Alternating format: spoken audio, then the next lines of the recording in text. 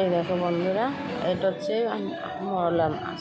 এই মরলা মাছ আমাকে ডাক্তার বলেছে এখন কোনো বড় মাছ খেতে না, যেহেতু সামনে অপারেশন আছে ওই জন্য দেখো মরলা মাছ দিয়ে আগে ভেজে নিলাম। দিয়ে কি করব, বেগুন আর আলু দিয়ে ওটাকে কালো জিরে ফোড়ন দিয়ে আদা জিরে বাটা দিয়ে আর কিছু দেবো না, আদা জিরে বাটা দিয়ে একদম একটু মাখা মাখা করবো টমেটো ধনে পাতা দিয়ে।